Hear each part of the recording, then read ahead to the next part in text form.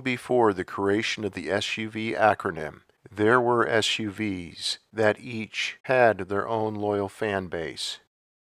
One of these was the Chevrolet Suburban. For many years, it was the largest SUV on the market, with its 4 side doors, rear cargo door or doors, optional 3 rows of seating, and plenty of rear cargo space.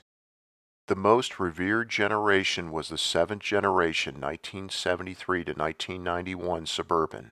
It was the longest production run of any Suburban generation, and there's a good reason for this. Its extremely boxy styling had the aerodynamics of a brick, but it's as classic will ever get, and it's a Suburban generation that transitioned the Suburban from a niche vehicle to America's favorite wagon. It should be noted that GM's GMC truck division during this time also sold a rebadged version of the Chevrolet Suburban called the GMC Suburban.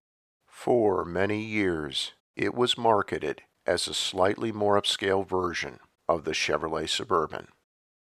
The 1973 to 1991 Chevrolet Suburban styling was attractive when it was new, and it has aged very well, being more popular today than ever. This is the reason why prices for these classic Suburbans have been skyrocketing the last few years.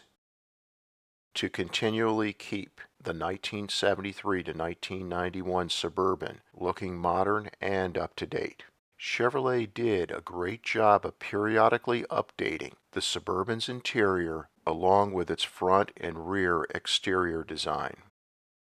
The 7th generation Suburban started off as a utilitarian people and cargo mover. The interior was pleasant, but it was taxi cab Spartan. Compare this to the 1963 to 1983 Jeep Wagoneer and 1984 to 1991 Grand Wagoneer, which also began production in 1963 as a utilitarian vehicle but grew into an upscale luxury SUV by the late 1970s, with leather seats and just about every other luxury option found on an upscale luxury car at the time.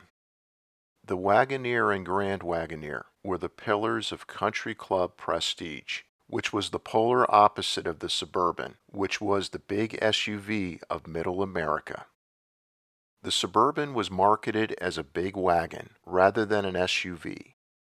It would gradually be available with more options. Additionally, items like power windows, power door locks, and comfortable cloth interior seating became more common by the 1980s, widening the Suburban's customer base.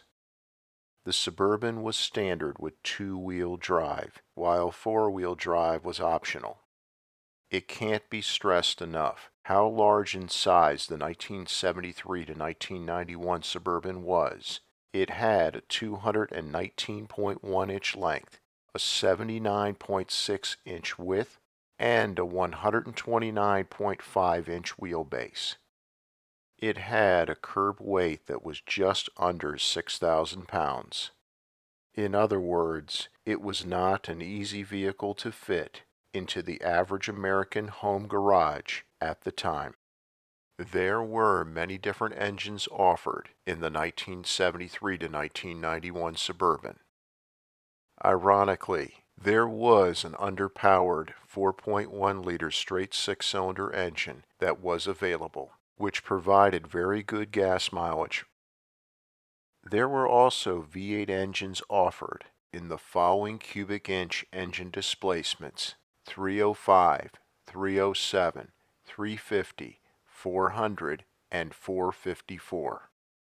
The most popular of these was the 350 cubic inch 5.7-liter small block V8, which seemed to offer the best balance between good power output and semi-reasonable gas mileage. In the U.S. market, the Suburban was also available from 1978 to 1981 with Oldsmobile's 350 cubic inch 5.7-liter diesel V8, which was replaced by a 6.2-liter Detroit diesel V8.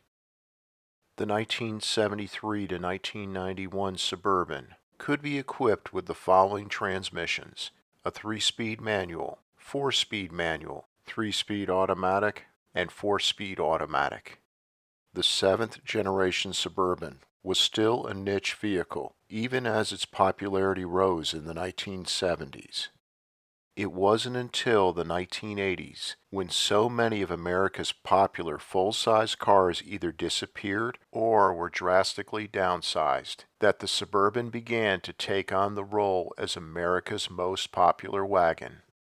This new customer base was comprised of buyers who didn't like the drastically downsized full-size cars and station wagons, but still had the need to transport up to 8 or 9 passengers, along with lots of cargo. The Suburban became the perfect replacement, especially with it being available with 4-wheel drive, something traditional large cars and full-size station wagons were never offered with. Chevrolet by the 1980s had improved the Suburban's ride, handling, braking, and steering attributes, giving it driving characteristics closer to a car than Chevrolet's full-size pickup truck platform on which it was based on.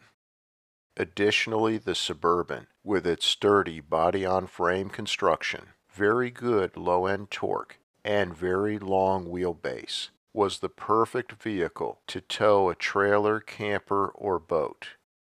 All of these factors caused 1973 to 1991 Suburban sales to skyrocket during the 1980s.